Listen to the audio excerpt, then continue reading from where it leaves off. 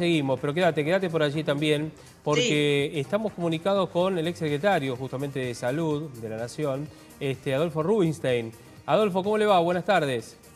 ¿Qué tal? ¿Cómo están? Buenas tardes. Gracias por atendernos. A ver, le hago una pregunta, vamos a arrancar directamente con esto. Para usted, ¿esto es un rebrote, lo que estamos ahora? ¿Es el comienzo de la segunda ola por el adelanto justamente de la nueva cantidad de contagios? ¿Cómo lo ve? Mira, te diría que es algo medio semántico.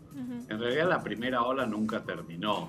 Digamos, se atenuó muchísimo cuando bajaron los casos a partir de septiembre, octubre en adelante hasta fin de noviembre. Y luego lo que se vio, pero nunca bajaron más nunca tuvimos menos de 5.000 casos por día.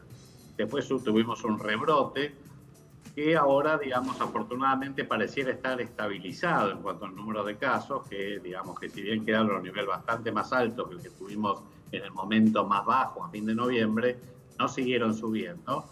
Pienso que seguramente van a bajar un poco más, pero la segunda ola indefectiblemente va a llegar cuando comience el clima más frío y la gente se empiece a encerrar un poco más, y esto va a ser probablemente para abril, mayo.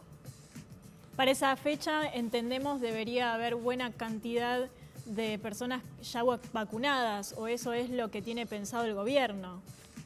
Ojalá, la verdad que la situación global está complicada Sí. respecto digamos, a la producción y al abastecimiento de vacunas, al suministro.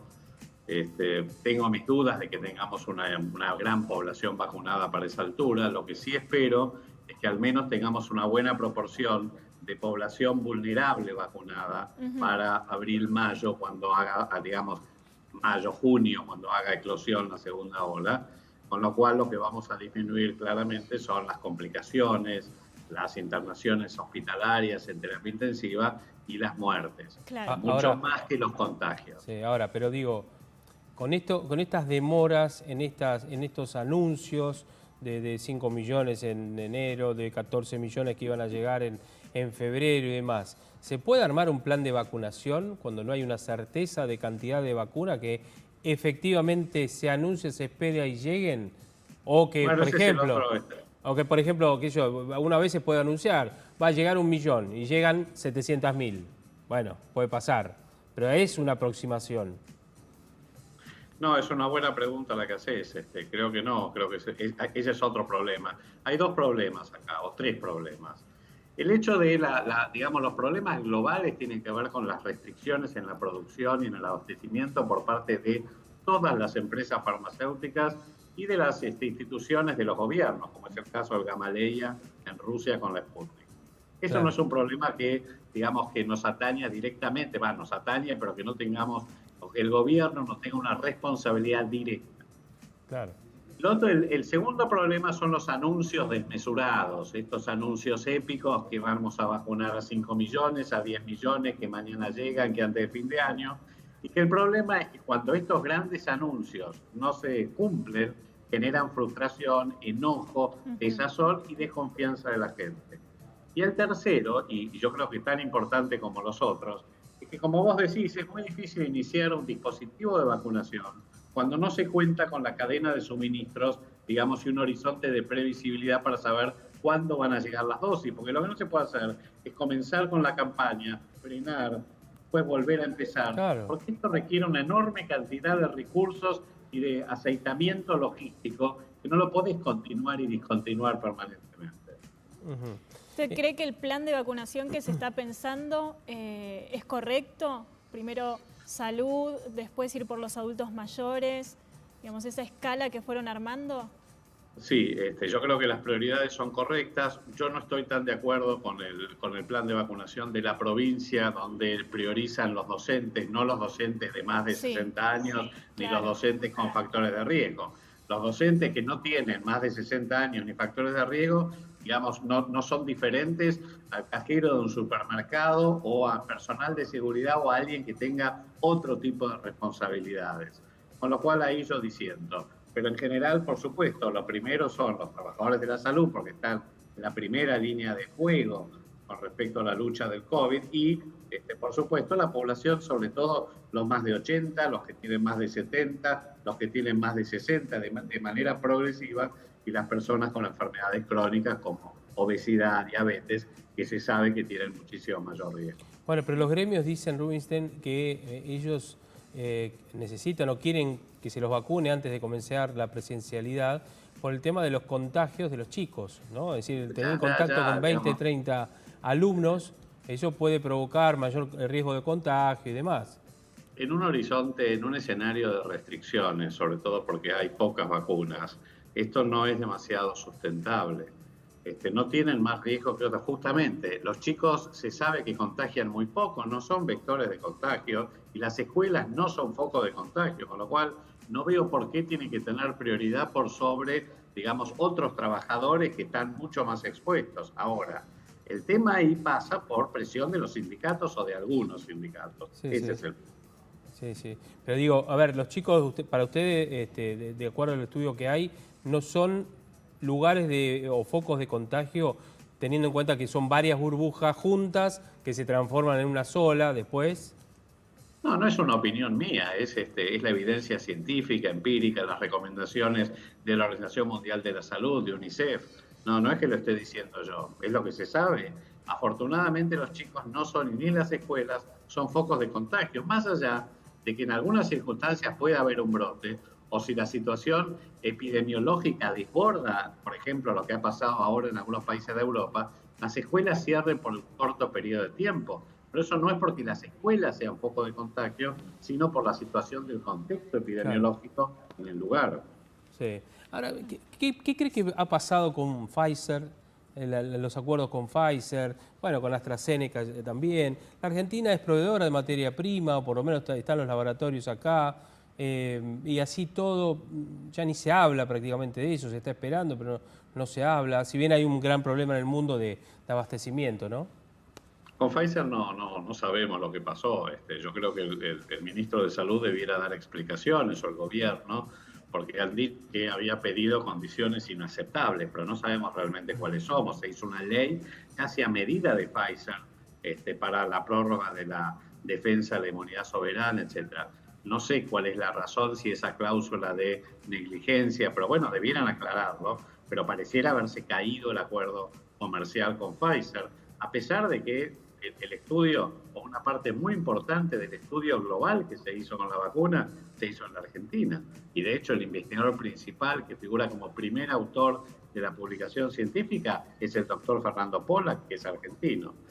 Claro. Respecto a AstraZeneca, se ha retrasado la producción, digamos, y ahora Europa está, digamos, con bastantes problemas con AstraZeneca, por lo cual es probable que, en el mejor de los casos, no esté antes de abril el año próximo. Así que hoy la única vacuna que tenemos es Sputnik, por lo menos, pero que también tiene estos problemas de este sainete, que llegan tantas dosis que después no llegan, que vuelven a llegar, etc.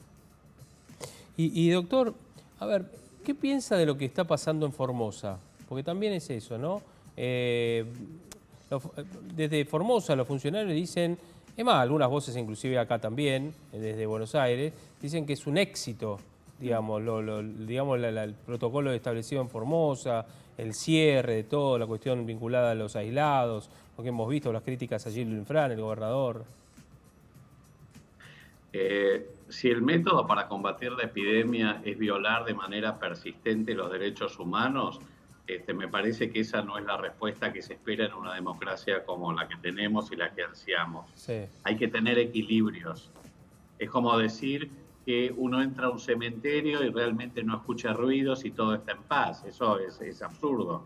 Lo que está pasando en Formosa es que hay una situación de autoritarismo flagrante que está violando permanentemente los derechos humanos más básicos, como es el derecho a la libertad, y por las denuncias que han ocurrido, eso es bastante claro. Yo espero que el gobierno nacional no siga amparando a estos dictadores y señores feudales de algunas provincias. Sí. Bueno, Pietragala, que es el secretario de Derechos Humanos, dijo que las denuncias son un chiste prácticamente en Formosa, ¿no? Fue allá, no hay centros clandestinos de detención en la provincia de Formosa, decir eso sería un chiste, dijo, no se violan sistemáticamente los derechos humanos y no hay delitos de lesa humanidad en la provincia, ¿no? Esto lo dijo, reitero, el secretario de Derechos Humanos de la Nación, Horacio Pietragala Corti. Pero también hay que tener en cuenta algo, ¿no? Tan anunciado fue el viaje de un hombre que ya conocemos, quien es Pietragala, además también, que digamos está en derechos humanos, que le dieron el alta a 136 personas de los que estaban aislados en estos centros. Ahí estamos viendo las manos que van por fuera parece por fuera de una cárcel, más que un centro de aislamiento por COVID. La protesta que hemos visto, las 2 concejalas que fueron detenidas, presas, a la comisaría, digamos, ¿no? Digamos, es parte de lo que está diciendo usted. Es un escenario dantesco el de Formosa. Y además no es necesario que haya centros clandestinos de detención, ni violaciones brutales, ni asesinatos para decir que se están violando los derechos humanos. Pero me parece que el secretario Pietragala está poniendo estándares muy altos para poder, estándares muy bajos para poder catalogar de violación a los derechos humanos. Está claro que eso está ocurriendo. Hay videos, hay denuncias, en fin, es algo de público conocimiento. Exacto. Rubinstein, le agradecemos mucho este contacto y bueno, vamos a seguir obviamente todo esto y agradecemos también su análisis en esta tarde. Bueno, muchas gracias a ustedes por invitarme. Abrazo grande. Adolfo Rubinstein, médico y por supuesto ex secretario de Salud de la Nación. Ahí estaba leyendo algunas declaraciones de Pietragala. No se pueden banalizar los derechos humanos. No existe la especulación política en lo que refiere a los derechos humanos. Hemos recabado información y recorrido y tomamos declaración de algunas de las personas a las que entrevistamos, pero quienes comenten o digan hay centros clandestinos de detención en Formosa, lo quiero focalizar en una estrategia política muy lejos de una estrategia sanitaria. Vamos a firmar un convenio con el gobernador de la provincia, vamos a hacer una capacitación desde la Secretaría de Derechos Humanos de la Nación a todas las fuerzas de seguridad de la provincia. Errores y aciertos hubo en el marco de la pandemia en todo el territorio nacional, dijo Pietragala, e involucró por supuesto, a la ciudad de Buenos Aires. Sí. Obviamente, caballito de batalla, no sea cosa que mencionen a otra provincia en donde tienen alguna complicación porque son del mismo color político, ¿no? Hemos tenido denuncias de la provincia de Chubut y donde tuvimos que intervenir, hemos recibido denuncias de personas que estaban encerradas en aislamiento en la ciudad de Buenos Aires. Sí, sin duda debe haber habido errores y certezas en todos los territorios, pero la verdad es que la imagen que estuvimos viendo de Formosa no se vio en otro lugar. Sí. Todo esto lo dijo hoy en conferencia de prensa al mediodía y la verdad parecía no hacerse cargo de nada de lo que estaban viviendo y es peligrosísimo. ¿Cuánto falta para la intervención nacional, digo? Sí. Porque alguien tiene que hacer algo. Sí, igual no la van a intervenir la provincia porque es del mismo color político. Además, el presidente el año pasado lo elogió, dijo que era un gran ser humano que se preocupa por las personas. Sí, noto el nivel de preocupación. Exactamente. Bueno, y la provincia, bueno, tanto Ifrán como sus funcionarios dicen que es exitoso porque hay pocos muertos y pocos contagiados, que es una realidad, pero el costo, claro, digamos, de llegar a eso, ¿cómo llegamos a ese el fin no justifica los medios, claro, en este caso. No. Y más allá de eso, lo que ha visto la gente, hay gente que estuvo encerrada 3 semanas con PCR, 2 PCR y hasta 3 PCR negativos. Sí. Y seguía encerrada en estos lugares, que era lo que reclamaba la gente. Sí. Más allá de la circulación en las calles, bueno, la detención de estas 2 concejalas, ¿no? Que los distintos grupos, hay momentos que los grupos, los observatorios que tanto se han creado y demás, por eso todo nos cuesta plata a todos nosotros, ¿no? No aparecen en esto. Ahora, hay otras cuestiones que obviamente están todos y todas también, sí, ¿no? En estas cosas, digo, es raro. Pero bueno, no encontraron nada, así que Formosa está bien, como dice el secretario de Derechos Humanos, pobres los formoseños y las formoseñas también que tienen que padecer algunas cuestiones, no de ahora, porque además Infran no está de ahora, no está, porque no le pueden echar la culpa al gobernador anterior, porque el gobernador anterior y el anterior, el recontra anterior era el mismo. El mismo. Sí. El mismo, o sea, todo lo que hay y lo que no hay es responsabilidad del gobierno provincial. Exacto. Cierto que también estuvo otro color político 4 años, que es lo que hizo un desastre. No estoy defendiendo a la Macri, hizo, la verdad, muchas cosas en las cuales obviamente tuvo unos gravísimos errores también.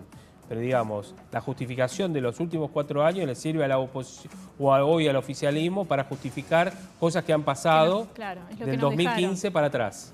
¿Sí? De 2015 para atrás. Y incluyo también a De la Rúa, incluyo también obviamente a Menem y todo eso, porque son todos los gobiernos que han hecho desastres en un montón en materias inclusive también de la pobreza, sí, de la pobreza también. Pero a veces las cosas, bueno, se ven con un solo prisma, como en este caso. Bueno, nos vamos a la pausa, dale, ya volvemos, no te vayas.